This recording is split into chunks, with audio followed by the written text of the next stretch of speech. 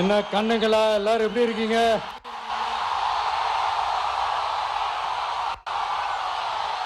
சாப்பிட்டீங்களா எல்லாரும்? சாரி, கொஞ்சம் லேட் ஆயிடுச்சு.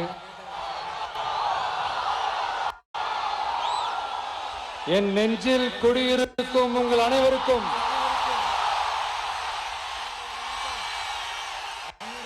என்னுடைய வணக்கம்.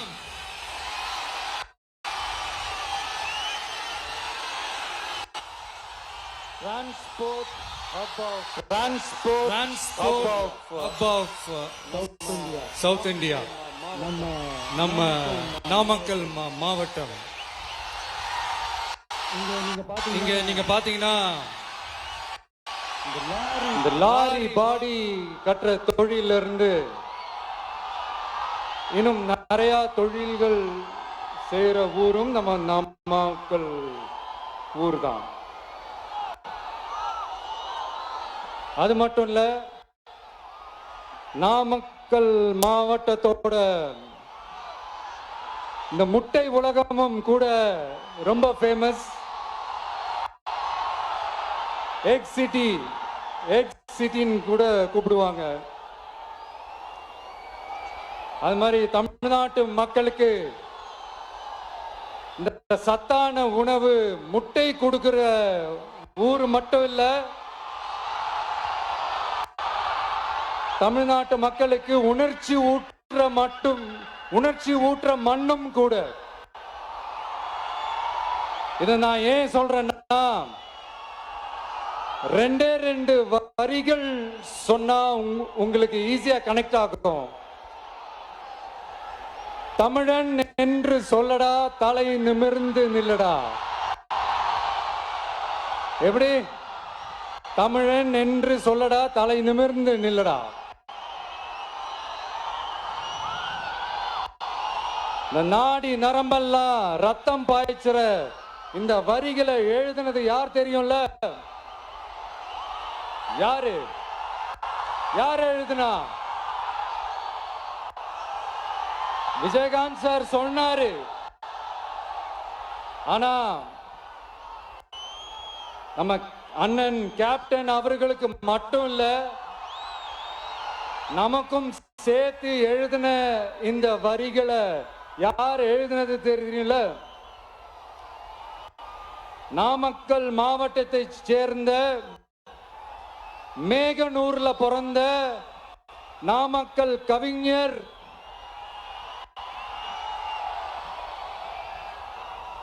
திரு ராமலிங்கம் பிள்ளைதான், அவர்கள்தான். அடுத்து தமிழ்நாட்டு மக்களுக்கு இந்த இடஒதுக்கீடு உரிமையா வழங்கினதும் இதே நாமக்கல் மாவட்டத்தை சேர்ந்த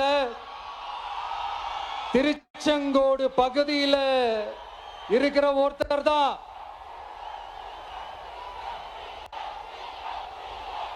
நம்ம சென்னை மாகாணத்தோட முதலமைச்சரா இருந்த சுப்பராயன் அவர்கள். அவர்தான் அந்த மாபெரும் மனிதர். மக்களுக்கு இடஒதுக்கீடு உரிமைய வழங்கினதுல இவருக்கு மிகப்பெரிய ஒரு பங்கு ஒன்று இருக்கு. அதுதான் அந்த கம்யூனல் GO 1071 அதை கொண்டு வந்து பட்டியலின மக்களுக்கும் பிற்படுத்தப்பட்ட மக்களுக்கும் இத வழங்கினார். அதனாலதான் அவரு முதலமைச்சரா பதவியேற்றதுக்கு அப்புறம் முதல் தமிழர் அப்படின்ற அந்த பெருமையோட சொன்னது மட்டும் இல்லாம, இதே நாமக்கல்ல அவருக்காக ஒரு மணிமண்டபம் கட்டுவோம்னு வாக்குறுதி நம்பர் 456 கொடுத்தது யாரு?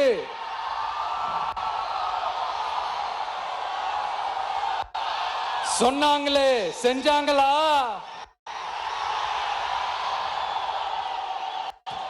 அதாவது ஒரு படத்துல நம்ம வடிவேல் சார் இந்த எம்டி பாக்கெட் எடுத்து இப்படி காட்டுவார் தெரியுமா?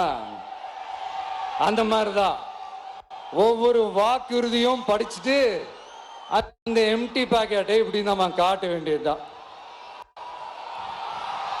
இப்ப நம்ம அந்த நாமக்கல் மாவட்டத்தில் வாக்குறுதிகளா அது செய்வோம் இது செய்வோம்னு நிறைய சொன்னாங்களே, அதுல ஒரு சின்ன லிஸ்ட் மட்டும் இப்ப நம்ம பார்ப்போம்.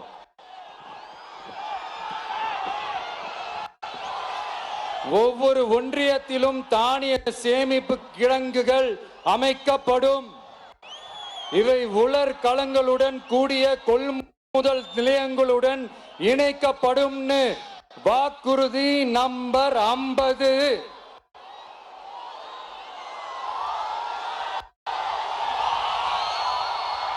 கொப்பரை தேங்காயை தமிழக அரசே கொள்முதல் செய்யும். அதிலிருந்து தேங்காய் எண்ணெயை உற்பத்தி செய்து நியாய விலை கடைகள் மூலம் விற்பனை செய்ய நடவடிக்கை எடுக்கப்படும். வாக்குறுதி நம்பர் 66.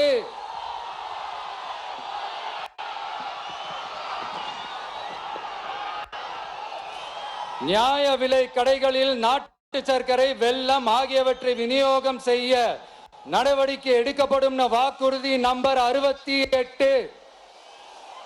அரசு ஊழியர்கள் மற்றும் ஆசிரியர்களுக்கு மட்டும் இல்ல, போக்குவரத்து ஊழியர்களுக்கும் பழைய ஓய்வூதிய திட்டம் செயல்படுத்தப்படும். வாக்குறுதி நம்பர் 152. இதெல்லாம் சொன்னாங்களே, செஞ்சாங்களா? இப்ப நம்ம நாமக்கல் மாவட்டத்துக்கு வருவோம். ஒரு நாளைக்கு 5 கோடி முட்டைகள் உற்பத்தி செய்யப்பட்டு உலகம் முழுவதும் ஏற்றுமதி ஆகிற இந்த நாமக்கல் மாவட்டத்தில் அந்த முட்டைகள் வீணாகாம பாதுகாப்பா வைக்க முட்டை சேமிப்பு கிடங்குகள் அமைக்கணும்ன்ற அந்த கோரிக்கையும், பாக்டீரியா மற்றும் வைரலாஜிக்கல் பரிசோதனையை மேற்கொள்ள ஆராய்ச்சி மையம் அமைக்கணும்ன்ற கோரிக்கையும் பல ஆண்டுகளா இருக்கு. ஆனா அதை இதுவரைக்கும் ஆண்ட கட்சிகளும் சரி, இப்ப ஆளும் கட்சிகளும் சரி, அதை பத்தி கொஞ்சம் கூட யோசிக்கவே இல்லை. அப்புறம் திமுக எம்எல்ஏவுக்கு சொந்தமான ஒரு மருத்துவ கல்லூரியில் நடைபெற்ற கிட்னி திருட்டு, அதுதான் நாடறிஞ்ச விஷயமாச்சே. அதை நான் திருச்சியிலே பேசியிருந்தேன். ஆனா அதுல நம்ம நாமக்கலை சேர்ந்தவங்க தான் அதிகமா பாதிக்கப்பட்டிருக்கிறதா சொல்றாங்க.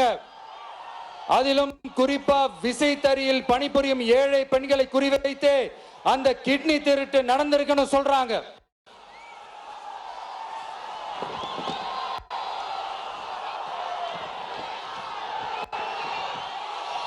இதுல ஈடுபட்டவங்களை யாரா இருந்தாலும் நம்ம ஆட்சி அமைஞ்சதும் கடுமையாக தண்டிக்கப்படுவார்கள். இந்த கிட்னி திருட்டுக்கு ஆரம்பம் எங்க இருக்குன்னு பாத்தீங்கன்னா கந்துவட்டி கொடுமையில இருக்கு. அதாவது விசைத்தறி தொழிலாளர்களோட வாழ்க்கை தரத்தையும் பொருளாதாரத்தையும் இந்த ஏமாற்று மாடல் திமுக அரசு மேம்படுத்தாத காரணத்தால அவங்க கிட்னி விற்கிற அளவுக்கு தள்ளப்பட்டிருக்கிறாங்க. இது எவ்வளவு பெரிய ஒரு கொடுமை! விசை தொழிலாளர்களோட வாழ்க்கை தரத்தையும் பொருளாதாரத்தையும் மேம்படுத்த தேவையான தீர்வுகளை யோசிச்சு உறுதியா எங்க தேர்தல் அறிக்கையில சொல்வோம். சாரி,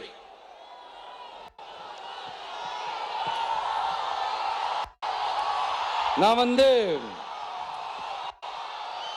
இந்த சுற்றுப்பயணத்துல எல்லா ஊருக்கும் போகும்போது ஒரே விஷயத்தை தான் மக்கள் ரிப்பீட்டடா நம்ம கிட்ட சொல்றாங்க.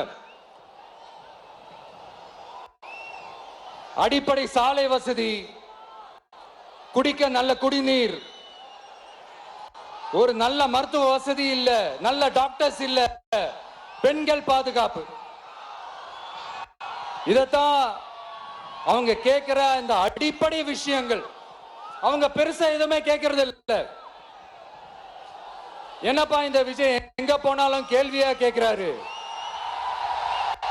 இவர் வந்தா என்ன செய்வாருன்னு கேட்டதுக்கு 2 இடத்துல அதுக்கான விளக்கத்தை ஒண்ணு சொன்னோம்.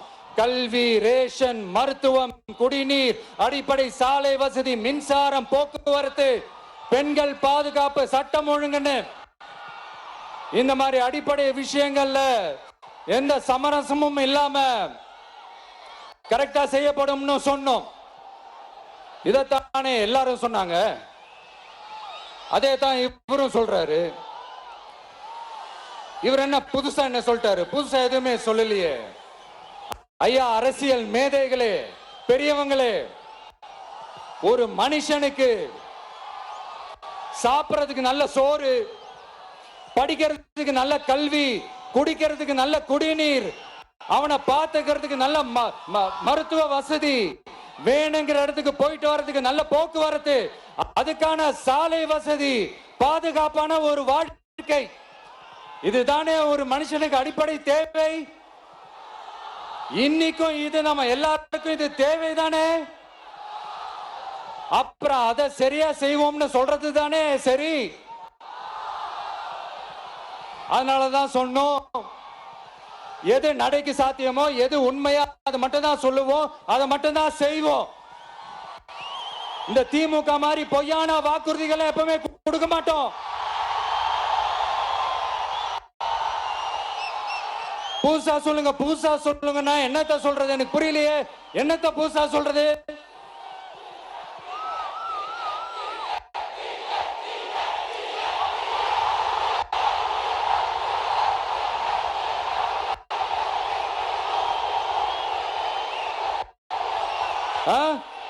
புதுசா என்னப்பா சொல்றது?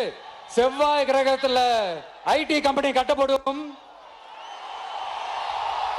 காத்துல கல்வீடு கட்டப்படும், அமெரிக்காவுக்கு ஒத்தடி பாதை போதப்படும், வீட்டுக்குள்ளே ஏரோப்ளேன் ஓட்டப்படும். இந்த மாதிரி அடிச்சு விடுவோமா?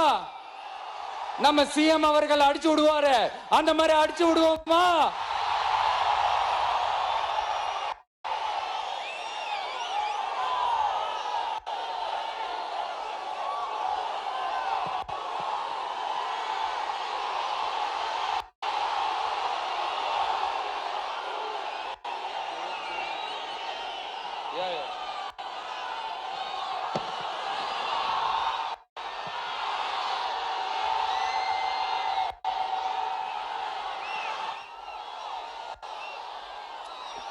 நான் ஏற்கனவே சொன்னதை தான் நான் திரும்பவும் சொல்றேன்.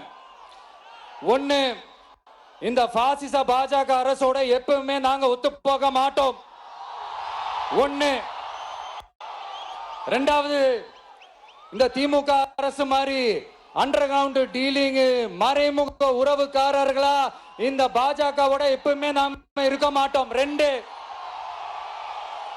மூணாவது, மூச்சுக்கு 300 தடவை அம்மா அம்மா அம்மான்னு சொல்லிக்கிட்டு ஜெயலலிதா மேடம் சொன்ன அந்த விஷயத்தை டோட்டலா மறந்துட்டு ஒரு பொருந்தா கூட்டணியா ஒரு கூட்டணியை ஒண்ணு அமைச்சுக்கிட்டு கேட்டா தமிழ்நாட்டோட நலனுக்காக இந்த பாஜகவோட கூட்டணி வச்சிருக்கோம்னு சொல்லிக்கிறாங்களே, அவங்கள மாதிரியே நாம இருக்க மாட்டோம். இல்ல, நான் தெரியாம தான் கேக்குறேன். இந்த பாஜக அரசு தமிழ்நாட்டுக்கு என்ன செஞ்சிட்டாங்க? நீட்டை ஒழிச்சிட்டாங்களா? கல்விக்கு தேவையான அந்த நிதியை முழுசா கொடுத்துட்டாங்களா? இல்ல தமிழ்நாட்டுக்கு தேவையான எல்லா விஷயங்களையும் தான் சரியா செஞ்சிட்டாங்களா? அப்புறம் எதுக்காக இந்த சந்தர்ப்பவாத கூட்டணின்னு நான் கேட்கல. புரட்சி தலைவர் எம்ஜிஆர் அவர்களோட உண்மையான தொண்டர்கள் அவங்க கேக்குறாங்க. சரிப்பா, அவங்க கூட்டு பொரியல் அப்பளம்னு எதையாவது கிண்டிக்கிட்டோம், நமக்கு எதுக்கு? மக்களே, இன்னொரு முக்கியமான விஷயம், இத கவனமா கேளுங்க. அதிமுக பாஜக நேரடி ஒரு உறவுக்காரர்கள்னு எல்லாருக்குமே தெரியும். அவங்களோட கூட்டணி மேல மக்களுக்கு எந்த ஒரு நம்பிக்கையும் இல்லைன்னு எல்லாருக்குமே தெரியும். ஆனா அட் த சேம் டைம் இந்த திமுக குடும்பம் இந்த பாஜகவோட அண்டர் கிரவுண்ட் டீலிங் மறைமுக உறவுக்காரர்களா இருக்காங்கன்றது தயவு செஞ்சு மறந்துடாதீங்க. வரப்போற தேர்தல், அடுத்த வருஷம் வரப்போற தேர்தல் நீங்க திமுகவுக்கு ஓட்டு போட்டீங்கன்னா அது பாஜகவுக்கு ஓட்டு போட்ட மாதிரி.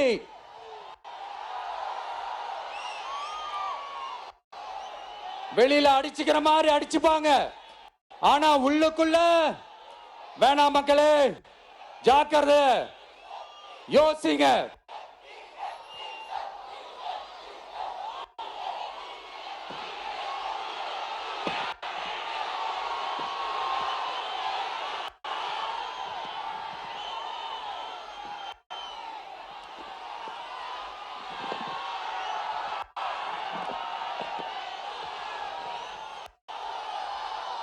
அதனாலதான் மறுபடியும் சொல்றேன், திரும்பவும் சொல்றேன், 2026 ஒன்னு இன்னொன்னு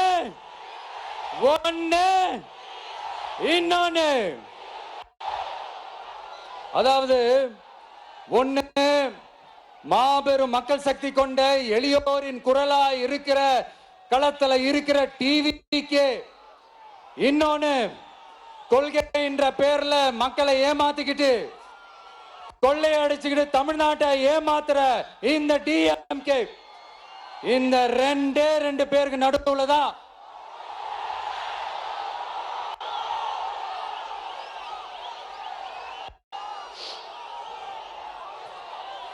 இப்படி ஒரு மோசமான ஒரு ஆட்சியை கொடுக்கறாங்களே. இந்த திமுக அரசு மறுபடியும் ஆட்சிக்கு வரணுமா? உங்க உண்மையான மக்களாட்சி, மனசாட்சி உள்ள மக்களாட்சி, உங்க நம்ம டிவிக்கு மறுபடியும் ஆட்சி அமைக்கணுமா? சாரி, இப்ப ஆட்சி அமைக்கணுமான்னு கேட்டேன். சாரி.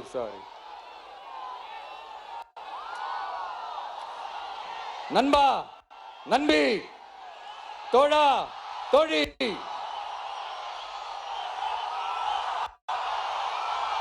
என் மேல இவ்வளவு நம்பிக்கை வச்சிருக்கிறீங்களா? என்ன இவ்வளவு நம்புறீங்களா? பார்த்தலாம், ஒரு கை பார்த்தலாம். சத்தியமா சொல்றேன், நானும் ஒரு 2-3 வாரத்துக்கு முன்னாடி என்னமோ ஏதோ நினைச்சேன். பார்த்தலாம், சத்தியமா பார்த்தலாம். கான்பிடண்டா இருங்க மக்களே, நல்லதே நடக்கும், வெற்றி நிச்சயம். மீண்டும் சந்திக்கும் வரை நன்றி, வணக்கம்.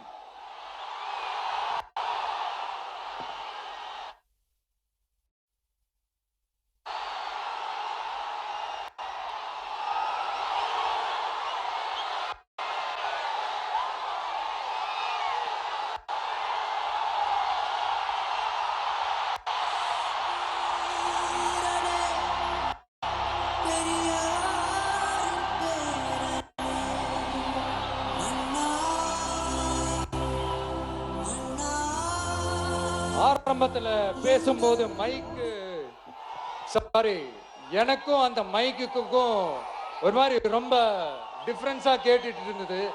அதனாலதான் கொஞ்சம் அந்த ரிதம் பிடிக்கிறதுக்கு கொஞ்சம் டைம் ஆயிடுச்சு. Okay, thank you so much.